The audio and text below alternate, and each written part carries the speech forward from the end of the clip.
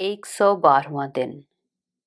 नए अहदनामा में से आज की तलावत मुकद्दस लूका की अंजील उसका 21वां बाब 5वीं आयत से लेकर 38वीं आयत तक।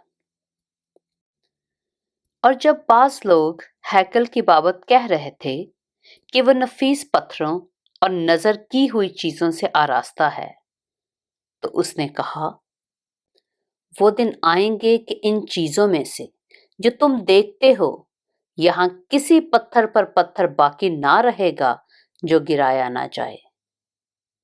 उन्होंने उससे पूछा कि ऐ उस्ताद, फिर ये बातें कब होंगी और जब वो होने को हों उस वक्त का क्या निशान है?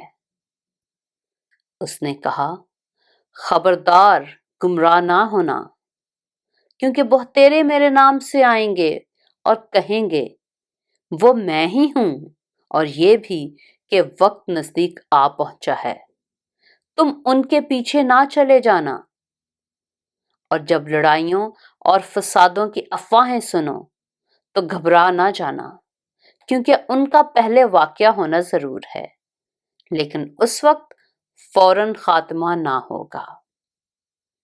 फिर उसने उनसे कहा कि कौम पर कौम और सल्तनत पर सल्तनत चढ़ाई करेगी, और बड़े बड़े भूचाल आएंगे, और जा बजा काल और मरी पड़ेगी, और आसमान पर बड़ी बड़ी दहशतनाक बातें और निशानियां जाहिर होंगी। लेकिन इन सब बातों से पहले वो मेरे नाम के सबब से तुम्हें पकड़ेंगे और सताएंगे, और इबादत खानों की अदालत के हवाला करेंगे, और कैद खानों में डलवाएंगे, और बादशाहों और हाकिमों के सामने जाहिर करेंगे। और ये तुम्हारा गवाही देने का मौका होगा।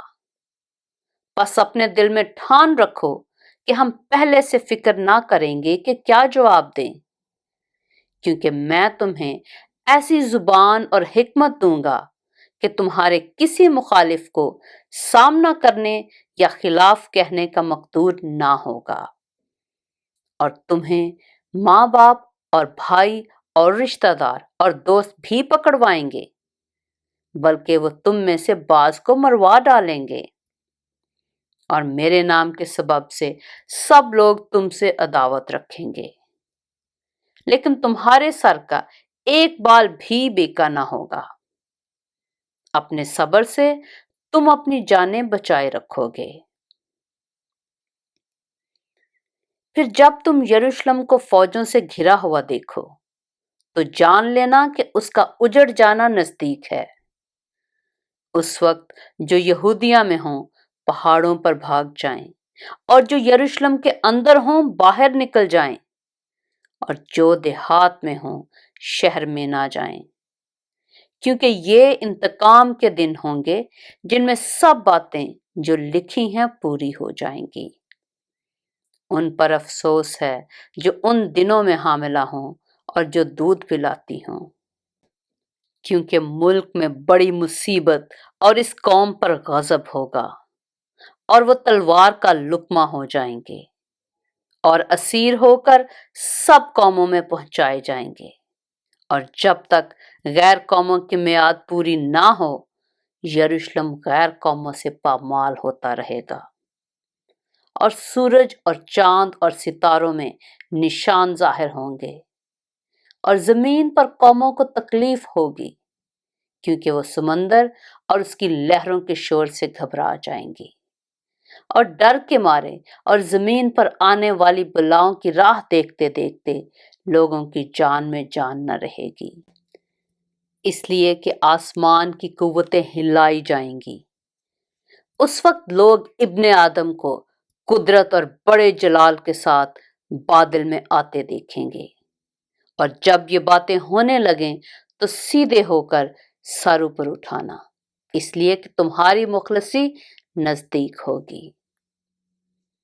और उसने उनसे एक तमसील कही कि अंजीर के दरख्त और सब दरख्तों को देखो, जो ही उनमें कौंपलें निकलती हैं तुम देखकर आप ही जान लेते हो कि अब गर्मी नजदीक है। इसी तरह जब तुम इन बातों को होते देखो तो जान लो कि खुदा की बादशाही नजदीक है। मैं तुमसे सच कहता हूं कि जब तक ये सब बातें ना हो लें, ये नस्ल हरगिज तमाम ना होगी। आसमान और जमीन टल जाएंगे, लेकिन मेरी बातें हरगिज ना टलेंगी। बस खबरदार रहो, ऐसा ना हो कि तुम्हारे दिल खुमार और नशाबाजी और इस जिंदगी की फिक्रों से सुस्त हो जाएं और वो दिन तुम पर फंदे की तरह नागहां आ पड़े, क्योंकि जितने लोग तमाम रोए जमीन पर मौजूद होंगे उन सब पर वो इसी तरह आ पड़ेगा। बस हर वक्त जागते और दुआ करते रहो ताकि तुमको इन सब होने वाली बातों से बचने और इब्ने आदम के हजूर खड़े होने का मकदूर हो।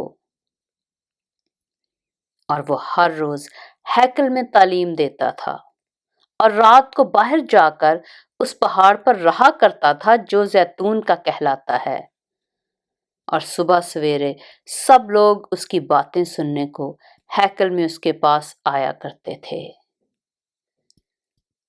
पाक कलाम के पढ़े और सुने जाने पर खुदावंद की बरकत हो।